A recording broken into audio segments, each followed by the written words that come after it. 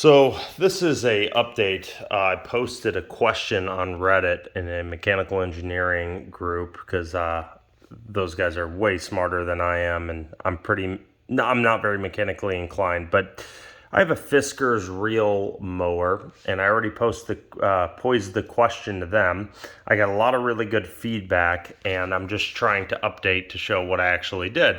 So I have the chain off, and basically I want to go through the procedure to sharpen the blades, and to do that you have to backlap it. And so, Fisker sells like a $60 kit with a hand crank, and to properly backlap you got to do that for 10 minutes. I didn't feel like doing that, so my idea was to have a way to attach a drill or an impact driver directly to that drive shaft axle. And I was getting a lot of really good feedback and a lot of really good ideas. But let me just show you real quick how this actually works. And how that is there's a sprocket, and that goes there. The bike chain goes between the wheels and the drive sprocket. That's the tensioner. And then the chain goes around, and there's an indexing dimple in here, and this has a hole in it as well. And there is a set screw, which I've misplaced. There it is. And so, working with what was already there, the first thing that came to mind. Oh, and I should point out, because I failed to do this later, that dimple is not threaded. Okay. That set screw, someone told me this is called dog head, it just rests in there. And that just indexes it. Doesn't need a whole bunch of torque, so it's not that important. And basically, so I wanted to drive this with a drill, and using what I already had, the first thing that came to mind is I will go ahead and just open up the chuck of my drill and grab that, not with the socket adapter, but with the chuck of the drill. But problem is, most standard drills go up to a ½ inch. So, and I'm using Freedom units here, sorry about that. But yeah, so ½ inch is obviously 0.500. Well, the diameter there is a 14 millimeter. So if you convert 14 millimeter, that's roughly 0.550. So you have 5/100ths of an inch bigger than a standard ½ inch chuck. So you can't do that. Someone suggested sanding this down the 100th of an inch. That would definitely work, I'm sure. Or I'm sorry, the 500th of an inch. I don't know if I said that. And so that would definitely work to get that on there. The other thing I considered is, since that's 14 millimeter, what you can do is you can take a 14 millimeter socket, and Home Depot just happened to be out of a sacrificial socket. And so I bought a 9/16 today. You have to have a deep well, obviously, and this has to be a socket that you are willing to live without, because you're going to be drilling holes in it. Now, I toyed around with a few different ideas. You don't have to do this, okay? But I gave myself some options. But basically, you just measure anywhere on the socket, just as long as it doesn't bottom out, and then you should be able to index. And now this is where the fun part comes in. So you have to know some measurements, and so you need a few things to do either of these methods, I'm going to say. The first thing you're going to need is a drill. A drill press would go a long way. I do not have a drill press, so a lot of my holes are not concentric, and you'll see that in a second. But I did the best I could, and it's not like rocket science, and this isn't like aerospace engineering, so I didn't need that. And so anyway, basically, that first hole is let me get my chart. It's an M10.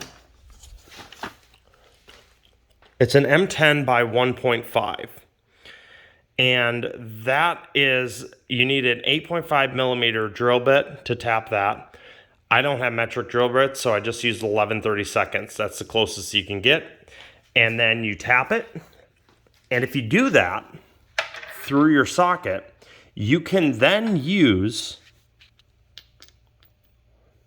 your original indexing set screw This is all very hard to do with one hand, but I'll show you. The tapping job actually went very smooth. Now, obviously, the walls and the thickness of this socket is not as thick as the sprocket that this came off of. So it's not going to bottom, excuse me, it's not going to bottom out, but it'll stick out a little bit. Now from here, I'm all set.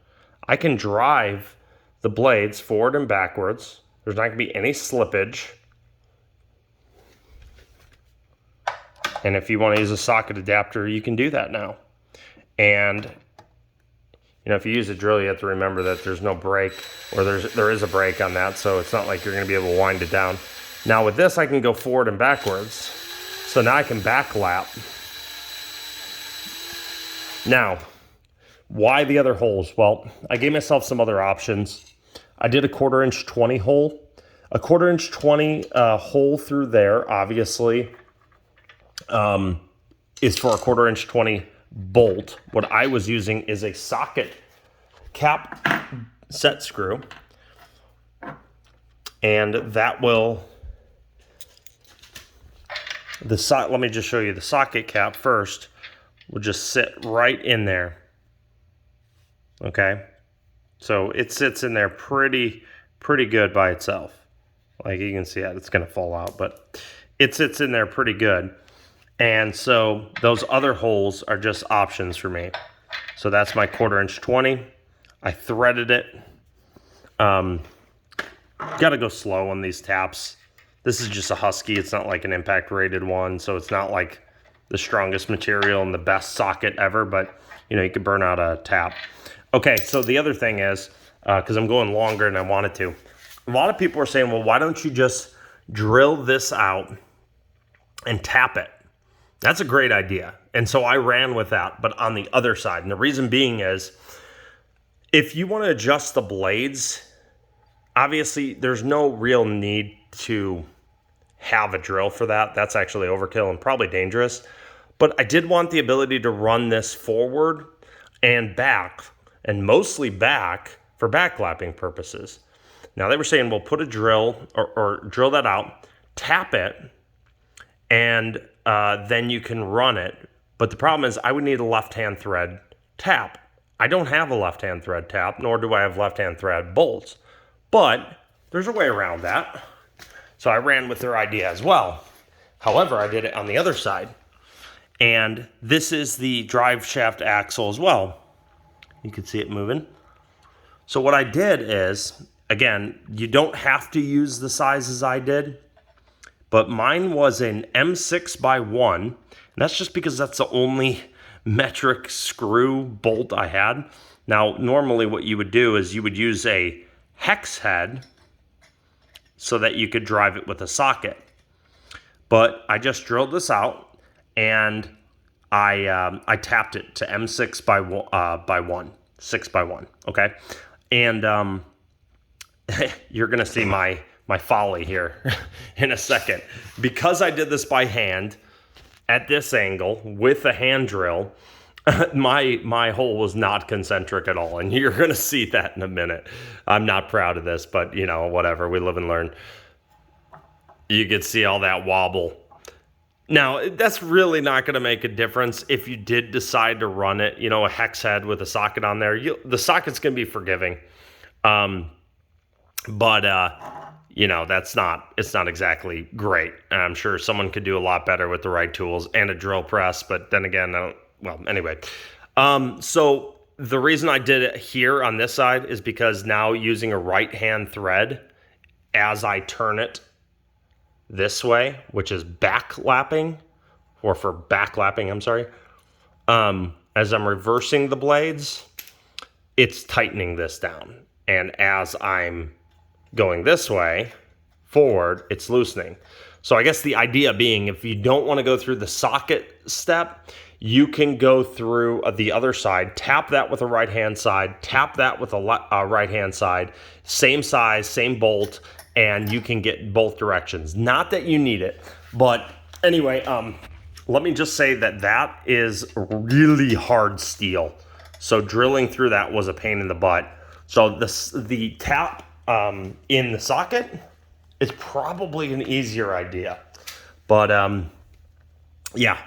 But anyway, to those that I'm going to post this on YouTube, for anyone that's looking to do this, but for those in the Reddit group that did help me, thank you.